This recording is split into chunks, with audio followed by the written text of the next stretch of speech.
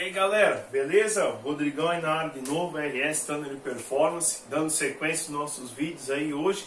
Hoje nós vamos continuar conversando sobre o nosso RL, que nem eu falei no vídeo anterior aí, que tem galera que acha que RL não muda nada, RL muda e muda muita coisa, beleza? Mas semana passada a gente falou um pouco, eu conciliei um pouco o RL com velocidade média pistão, com fluxo no cabeçote e tudo mais. E hoje a gente vai ver que o RL ele influencia também, tá, na distribuição de esforços dentro do nosso motor e também nos contrapesos que a gente vai ter no nosso motor, inclusive no preço de pistão, de biela, de virabrequim e tudo mais, beleza? Então vamos lá, pessoal. Então hoje nós vamos falar sobre RL e contrapeso, certo? Vamos lá. Para a gente falar disso, a gente vai falar de dois estudos, né? Duas áreas da física, né? Que são o estudo dinâmico, né? Que é o estudo das forças aplicadas, e o estudo da cinemática, que é o estudo dos movimentos dos conjuntos, dos corpos, né? No geral. Beleza? Então vamos lá. Vamos começar. Aqui a gente tem o nosso pistão, né? Aqui é o nosso pistão. Aqui eu fiz de uma forma simples, representei a nossa biela e aqui o nosso vira. Certo? Então vamos lá. Como é que o nosso RL influencia no estudo dinâmico dos esforços, né? O que tem a ver isso? Vamos lá. Vocês vão ter que concordar comigo que no momento da explosão ou no momento da compressão, que é quando a mistura está explodindo, que houve a explosão empurrando o cilindro para o pistão para baixo, ou quando o pistão está comprimindo a mistura para cima, certo? A gente tem esforços, né? São os dois pontos de maiores esforços, digamos assim.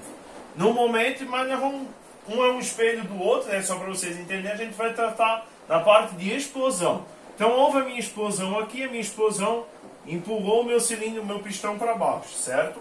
Então aqui ele gerou uma força, certo? Gerou uma força. O nosso RL ele vai definir o quê? Certo? Que nem eu falei no vídeo anterior. Se nós traçar uma linha imaginária aqui, ó, certo? A gente vai ver que a gente tem um ângulo aqui, a gente tem um ângulo aqui, e aqui em algum momento a gente vai ter um ângulo de 90 graus, certo? Formando a lei dos catetos opostos e tudo mais que a gente estudou um pouquinho ali no vídeo anterior, certo? Mas vamos lá.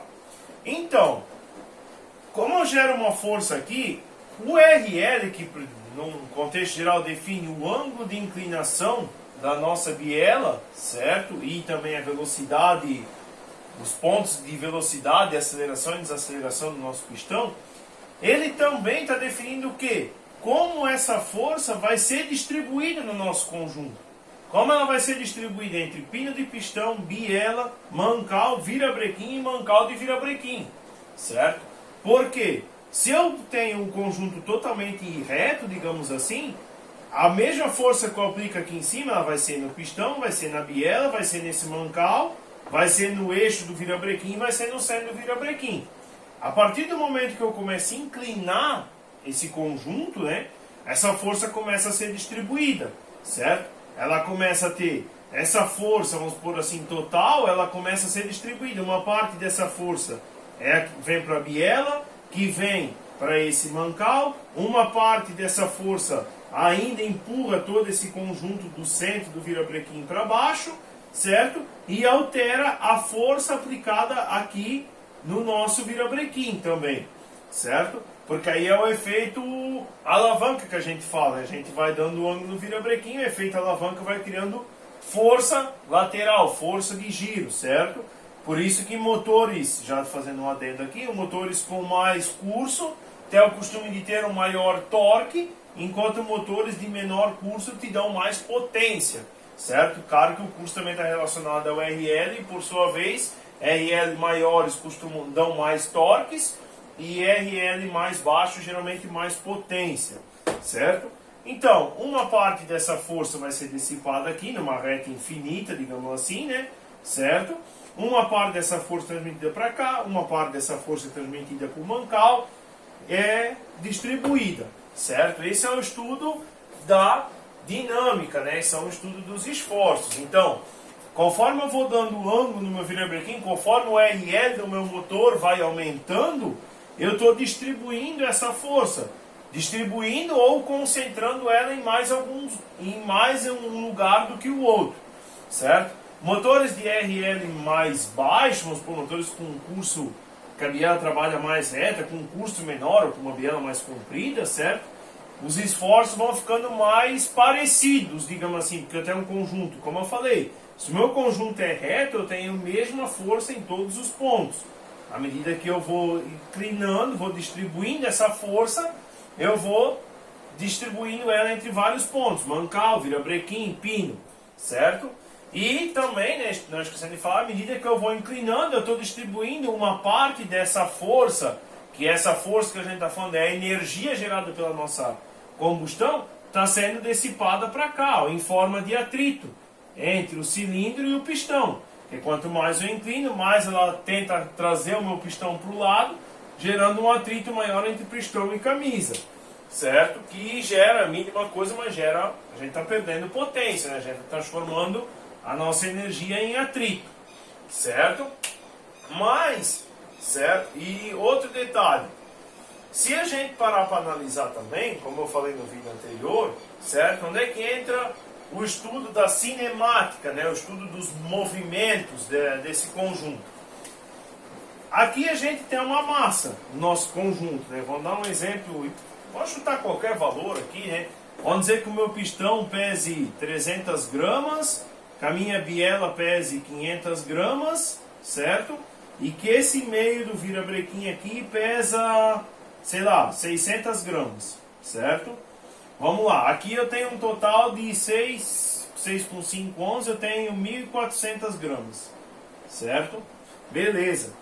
Então, para descer, no momento da combustão, tudo bem, a gente tem uma força empurrando todo esse conjunto para baixo, certo? Só que quando essa força, teoricamente, acabar, como o pistão foi descendo, foi aumentando na área, acabou a explosão, ele vai ter que fazer esse movimento e vai ter que subir. Então, é por isso que o nosso virabrequim tem, né, o contrapeso aqui, ó, aqui do outro lado. Todo virabrequim tem um contrapeso, certo? Ah, Rodrigo, aí vem o pulo do gato. Mas se eu aliviar o contrapeso, o meu motor gira mais leve. Não necessariamente, gente. Aí vem um erro muito comum. Porque vamos lá. Se eu tenho 1.400 gramas aqui de peso, certo? Aqui está vindo para baixo. Quando ela chegar aqui e tiver que voltar, eu preciso, esse peso aqui vai vir até aqui em cima e vai começar a descer. Eu preciso, teoricamente, que esse contrapeso aqui consiga fazer o quê? Se eu botar o virabrequim aqui e inclinar um pouquinho, eu preciso que esse contrapeso seja capaz de empurrar toda essa massa para cima até aqui embaixo, certo? Ah, mas por que eu preciso disso? Porque se o meu contrapeso, o meu conjunto não tiver em balanço, que a gente chama, e não tiver, vamos supor assim, vamos supor, no efeito centrífugo perfeito, certo? O que vai acontecer? Se esse contrapeso não é capaz de fazer esse lado aqui subir, eu vou estar pegando a energia de outro cilindro que vai estar em explosão para ajudar o que faltou aqui para o cilindro, para o pistão subir, certo?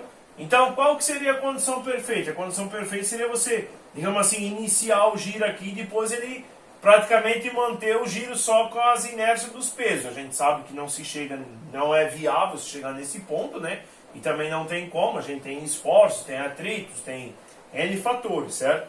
Só que aí onde é que vem um erro muito comum? O pessoal vem aqui, por exemplo, vamos dar um exemplo, que o meu virabrequim aqui teria, se lá tem 1.400 gramas, vamos botar que aqui tivesse 1.000 gramas de contrapeso, certo? O pessoal vem aqui, corta e faz 600 gramas só de contrapeso. Ah, agora o meu motor vai andar mais porque o meu motor ficou mais leve, está mais suave, beleza? Só que que nem eu falei antes, essas 400 gramas que você tirou aqui, vai ter que vir de algum lugar. Algum lugar vai ter que estar gerando essa força. Por quê? Que nem eu falei, se eu tiver os dois pesos iguais, aqui a tendência é que ele fique sempre parado. Se eu tenho um lado mais pesado, ele vai pender para cá ou vai pender para lá, certo? Ou vai ser um movimento bem lento se as duas forças forem bem equilibradas, certo? Beleza. Aí o cara tirou o peso aqui e disse, meu motor agora ficou melhor. Meu, olha aqui, ó. Eu acelero, tu nota que o giro sobe mais rápido. Claro, quando você acelera um motor a vazio, o giro vai subir mais rápido. Porque vou concordar que o conjunto está mais leve. Só que o conjunto está mais leve, mas ele não está equilibrado. Ele não está num efeito centrífugo perfeito. Ele não está em equilíbrio. Ele está um conjunto desequilibrado. Mas o motor não vibra. Não estou querendo dizer que o motor vai vibrar. Estou querendo dizer que no estudo da dinâmica, que é o estudo dos esforços, no estudo da cinemática, que é o estudo dos movimentos, né, que aí entra a parte do movimento centrífugo, você não está em sintonia. O seu motor está desequilibrado. Certo? Mas aí, se eu aliviei aqui, botei um pistão mais leve, botei tudo e reduzi aqui para 1 kg, aí beleza, eu tirei 400 gramas aqui, eu posso tirar 400 gramas aqui? Não necessariamente. Porque esse contrapeso aqui, por exemplo, como aqui a gente tem uma onda de inclinação, esse contrapeso aqui ele é fixo. Mas o ângulo que eu estou botando, o peso do meu pistão em relação ao ângulo da minha biela, vai fazer com que essa força que esse peso aplica aqui no meu virabrequim mude de acordo com o giro. Conforme eu for inclinando mais a minha biela, eu vou girando mais atrito lateral e vou distribuindo mais os esforços e vou tirando a força que o peso do meu pistão está girando aqui para fazer o movimento do meu virabrequim, certo? Isso aqui existe cálculos, inúmeros cálculos, tá? Que a gente não vai entrar aqui nesse requisito, certo? Mas beleza, mas se eu aliviar, não pode, então eu não posso aliviar o virabrequim? Você pode aliviar o virabrequim. Você não é necessariamente aliviar, você pode mudar a posição do peso, certo? E manter o conjunto equilibrado, porém com a massa mais próxima do centro. Isso você pode fazer, certo? Que gera um conjunto equilibrado.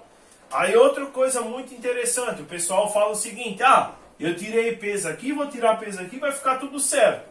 Só que em 90% das vezes você tirou peso aqui, e aí você mudou a sua relação de compressão do motor. Rodrigo, eu vou aumentar o motor aspirado. Por exemplo, eu vou pegar o motorzinho aspirado, eu tenho 12 de taxa no álcool, um APzinho aspirado, tenho 12 de taxa. Aí eu vou lá e preparo o meu motor aspirado e coloco 14 de taxa no meu motor, certo? O equilíbrio aqui já foi por água abaixo.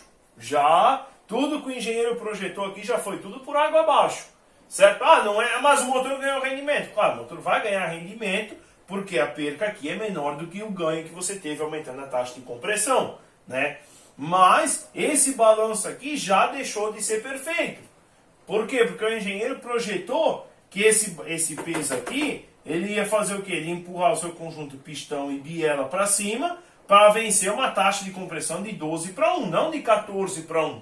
Se eu tenho mais taxa, lá em cima, quando o meu virabrequim está chegando, ele tem uma contraforça em cima dele maior.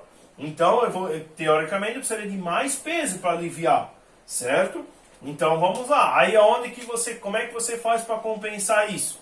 Eu vou aumentar minha taxa de compressão de 12 para 14, mas eu vou usar um pistão. O meu conjunto pistão e biela ficou 20% mais leve. Opa, beleza, você já está compensando. Você tem mais esforço lá em cima, mas o seu conjunto é mais leve. Você está mantendo uma sintonia de efeito centrífugo dentro do seu motor, certo?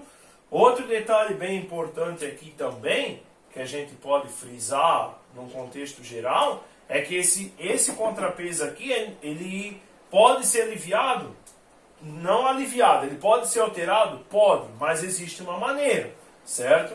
Existe o efeito alavanca, que a gente chama, né, que é do centro do virabrequim até o final do peso, certo? Aqui é um efeito alavanca, popularmente chamado, né? Efeito alavanca, certo? Que é o mesmo sintoma você pegar uma chave, você pega uma chave de um cabo curtinho, você vai apertar um parafuso, você está quase se matando em fazer força, você vai pegar uma chave maior, você vai continuar apertando o parafuso com um esforço bem menor, certo? É efeito popularmente chamado de efeito alavanca, né? Que a gente tem aqui no virabrequim. Agora, esse efeito alavanca ele serve para os dois lados. Da mesma maneira que ele serve quando ele está descendo, ele atrapalha quando ele está subindo. Porque se está mais longe do centro, Quando está descendo aumenta o esforço, quando está subindo é pior. Como é que eu posso compensar isso? Eu posso deslocar o meu centro de massa.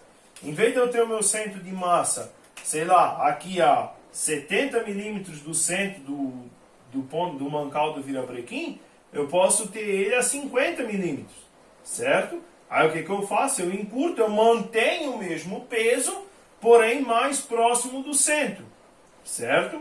Aí na verdade não é manter o mesmo peso, você vai ter que usar um pouquinho mais de peso, porque é feita a alavanca que não falei antes. Você vai usar um pouco mais de peso, porém ele está mais próximo do centro. Então ele vai te auxiliar em acelerações.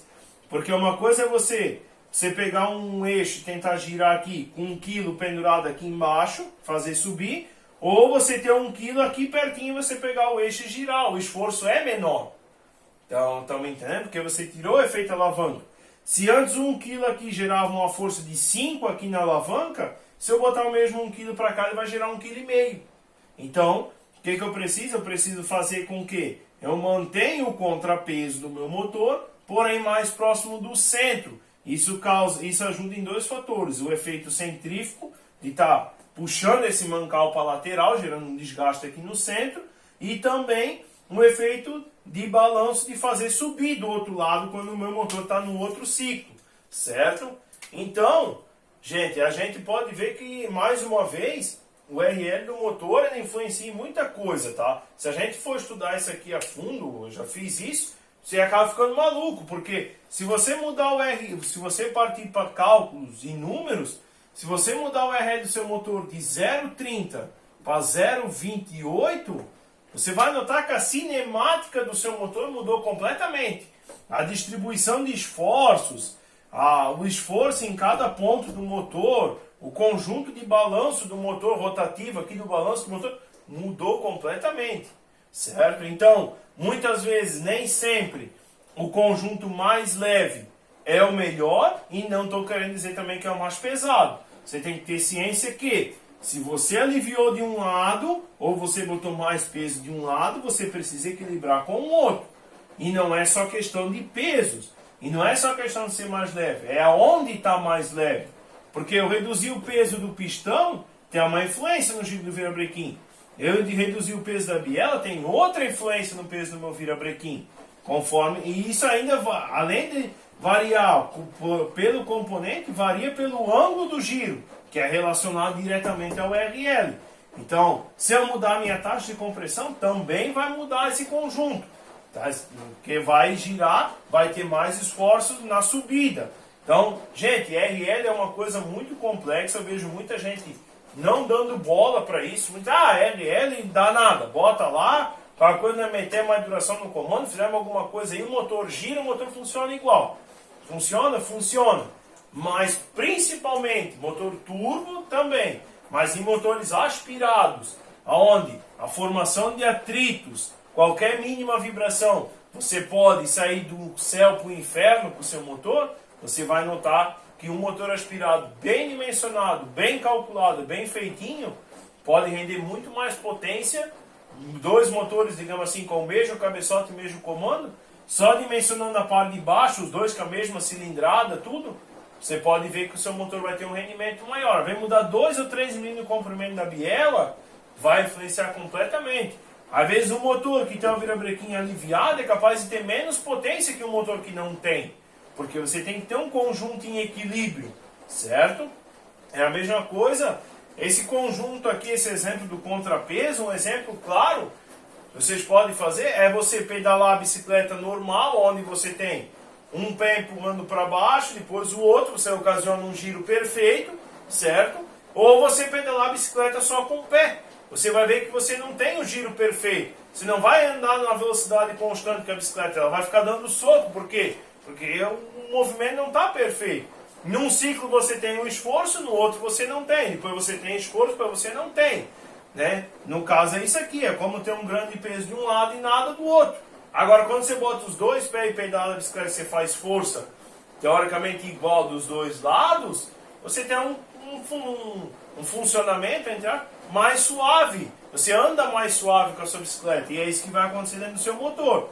Quando você tem todas as forças aqui de peso, atrito, distribuição, ângulo de inclinação, você está casando tudo, você tem um funcionamento mais suave, certo? E como no exemplo da bicicleta, se você pedalar com os dois pés, gerando um esforço suave, você vai ter mais, você vai conseguir uma aceleração mais rápida na sua bicicleta, porque é nítido. Não adianta se você botar o dobro da força num pé e para você dividir essa força para metade e fazer nos dois, ainda assim a bicicleta vai se locomover mais rápido, porque está em sintonia, está em equilíbrio.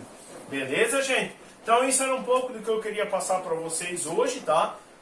Bem brevemente, assim, só para não deixar passar batido.